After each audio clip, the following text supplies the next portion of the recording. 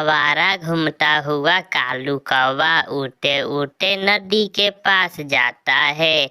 वहाँ एक कौवी बैठी हुई थी। ये कौवी तो बहुत सुंदर है, चलो जाकर बात करता हूँ। सुंदर कौवी, मेरा नाम कालू कौवा है, आप यहाँ क्या कर रही है? और मेरा नाम गोरी है, मैं यहाँ अपना बनाव श्रृंगार करने आई थी। बहुत सुंदर हूँ ना मैं? हाँ हाँ, आप बहुत सुंदर हैं। मैं भी किसी आप जैसी कवि की ही तलाश में था। क्या आप मुझसे शादी करोगी? शादी? बहुत मुश्किल है मुझसे शादी करना। करूँगा, मैं आपसे शादी करने के लिए सब करूँगा। मैं शादी उस कौवे से करूँगी जिसकी माँ ना हो, क्योंकि सास मुझे बहुत बुरी लगती है। और मैं शादी उस कौवे से करूँगी जो मुझे सोने के झुमके ला कर दे। मगर मेरी माँ तो है, क्या करूँ? हाँ, झूठ बोलता हूँ। थोड़ी देर सोचने के बाद कौवा उस कौवी से कहता है, तो फिर तुम्हारी और मेरी शादी पक्की। मैं आपको सोने के झुमके भी लाकर दूंगा और मेरी माँ भी नहीं है। क्या क्या सच में तुम्हारी माँ नहीं है? इसके मतलब मेरी सास नहीं होगी और झुमके लेकर दोगे ना? मैं कल ही तुम्हारे लिए सोने के झुमके ले आऊँगा और तुम्हें ब्याह कर ले जाऊँगा। घर कहाँ है तुम्हारा? मेरा घर वो सामने पीपल के पेड़ पर है, मगर कल मैं तुम्हें इसी जगह मिलूंगी। ऐसा कहते हुए वह कौवी वहाँ से चली जाती है। अब माँ का क्या करूँ? मुझे इस कौवी से शादी करने के लिए माँ का कुछ करना होगा। कौवा वहाँ से उड़ता है और सीधा कबूतर के पास जाता है। कबूतरे कबूतरे, क्या तुम मुझे कुछ पैसे उधार दोगे?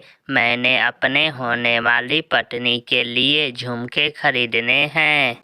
शकल देखी है अपनी? पहले कितनी बार तुम मुझसे उधार के नाम पर पैसे लेकर खा चुके हो। अब तुम्हें इस जंगल में कोई भी उधार देने वाला नहीं। निराश होकर कौवा वहाँ से उड़ जाता है। वो परेशान उड़ता हुआ जा रहा था कि पहाड़ों के पास गुफा के पास बैठी हुई बूढ़ी चील कौवे को आवाज देती है। कौवे, मेरी बात सुनो सुनो कौवे, यहाँ आओ। कौवा वहाँ आता है। वो चील से थोड़ी दूर बैठ जाता है। चील जी, क्या बात है? कौवे, बहुत दिन हो गए ताजे मांस खाए हुए। अगर तुम मुझे कहीं से कोई पक्षी पकड़ कर ला दो तो मैं तुम्हें पूरे 500 रुपए दूंगी। 500 का नाम सुनकर कालू कौवा बहुत खुश हो जाता है। अगर 500 रुपए मिल गए तो मैं अपने होने वाली पत्नी के लिए झुमके ले सकूंगा। क्या सच? क्या आप सच कह रही हो? तो और क्या, इस उम्र में मैं झूठ बोलूंगी? तो फिर मैं कोई ना कोई पक्षी लेकर आता हूँ आपके लिए। मुझे भी पैसों की बहुत ज़रूरत है और मुझे ताज़ा मांस की। फिर वो दोनों हंसने लग जाते हैं। उड़ता हुआ कालू कौवा सोच रहा था कि वो कैसे कोई पक्षी लेकर चील के पास जाए। फिर उसे बुलबुल नजर आती है। कौवा वहाँ जाता है। बुलबुल, पहाड़ों पर मेरी दोस्त चील मिठाई बांट रही है, चलो मेरे साथ चलो, मैं तुम्हें भी मिठाई लेकर देता हूँ। तुम ही खाओ चील से मिठाई लेकर, मैं नहीं खाऊंगी। बुलबुल वहाँ से उड़ जाती है। फिर कौवा उड़ता हुआ मीठू तोते के पास जाता है। मीठू, सुना है पहाड़ों पर रहने वाली बूढ़ी चील बहुत बीमार है, चलो मिलकर उसे देखने जाते हैं। दुष्ट कौवे, मेरा चील से क्या संबंध, तुम जाओ, जैसे बूढ़े तुम वैसे ही चील, चल भाग यहाँ से। तोता वहाँ से चला जाता है। निराश होकर कौवा अपने घर की तरफ उड़ता है। कालू बेटा, आ गए हो, आज कोई काम धंधा किया या आवारा ही फिर कर आ गए हो। माँ, थक गया हूँ सुबह से काम कर कर के, घर में कुछ खाने को है? अगर तुम कमा कर लाओगे तो फिर ही कुछ खाने को मिलेगा। जो तुम्हारे बाप का कमाई था वो तो खत्म हो गया है। रात हो जाती है, सभी पक्षी सो जाते हैं, मगर कालू कौवा तो जग रहा था और सोच रहा था कि अपनी होने वाली पत्नी के लिए झुमके कहाँ से लें और अपनी माँ का क्या करें। फिर अचानक कालू कौवे की दिमाग में एक शैतानी आती है और मुस्कुराते हुए कालू कौवा सो जाता है। सुबह हो जाती है। कालू कौवा अपनी माँ से कहता है, माँ चलो, दूसरे जंगल में मेला लगा हुआ है, मैं तुम्हें मेला दिखा कर लाता हूँ। मेले का सुनकर कौवे की माँ बहुत खुश हो जाती है। आज तो बहुत खुश लग रहा है मेरा बेटा। हाँ माँ, जल्दी करो, हम नाश्ता वहाँ जाकर ही करेंगे।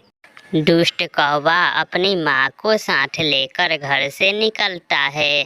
पापी कौवा बहुत बुरा था। जब उसे चील को देने के लिए कोई पक्षी नहीं मिला तो वो अपने माँ को ही चील को खिलाने के लिए ले जाता है।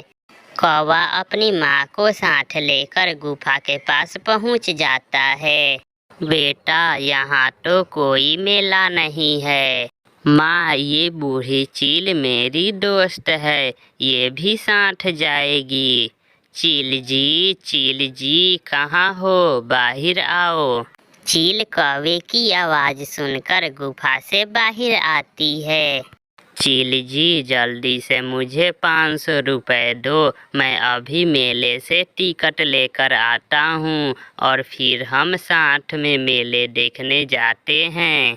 साथ ही साथ कौवा चील को आँख से संकेत देता है। चील भी कौवे की बात समझ जाती है और कौवे को 500 रुपए दे देती है। मैं अभी मेले की टिकट लेकर आता हूँ। कौवा 500 रुपए लेकर वहाँ से चला जाता है। बूढ़ी चील कौवे की माँ को गौर से देखती है।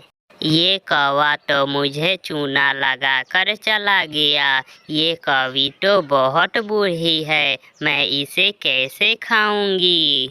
क्या आप मुझे खाने वाली है? 500 में खरीदा है तुम्हें उस कौवे से, मगर तुम पर तो जरा सी भी मांस नहीं है। ये सुनकर कालू कौवे की माँ रोने लग जाती है। वह कौवा कोई गैर नहीं, मेरा अपना बेटा है। अच्छा, मैंने तो बुरा पक्षी देखा है, मगर कोई इतना बुरा भी हो सकता है, पहली बार देखा है। जाओ बूढ़ी कौवी, तुम्हें खाकर तो मेरी चोंच ही टूट जाएगी। कालू की माँ डरते डरते वहाँ से चली जाती है। कालू भी झुमके लेकर नदी पर पहुँच जाता है। ये झुमके तो बहुत सुंदर है और अब मेरी माँ भी नहीं है। अब मेरी और तुम्हारी शादी पक्की हुई। रुको, मैं ये झुमके अपनी सहेली को दिखाकर अभी आती हूँ। जल्दी आना, मैं इंतजार कर रहा हूँ। गोरी कौवी तेजी से वहाँ से उड़ती है। वह पीछे मुड़कर देखती जाती और उड़ती जाती। भाग गोरी भाग, बहुत मुश्किल से शिकार हाथ लगा है। ये झुमके बेचकर मैं अपने लिए एक अच्छा सा घर बनाऊंगी। वह दूर चली जाती है। कालू कौवा शाम तक बैठकर उसका इंतजार करता है और जब अंधेरा भरने लगता है तो कालू कौवा रोने लग जाता है। मैंने माँ भी चील को दे दी और वह कौवी झुमके लेकर भी भाग गई। बहुत बुरा किया तुमने मेरे साथ गोरी, बहुत बुरा किया। रात को वह कालू कौवा रोता हुआ अपने घर के लिए उठा है। माँ आप यहाँ कैसे? आ जाओ मेरे बेटे, मगर फिर मुझे कभी चील को ना देना। रोते हुए कालू कौवे की माँ कौवे से कहती है। कालू कौवा रोए जा रहा था और अपने माँ को गले से लगा लेता है। माँ सब भूलकर अपने बेटे को प्यार करने लगती है, क्योंकि माँ तो माँ होती है।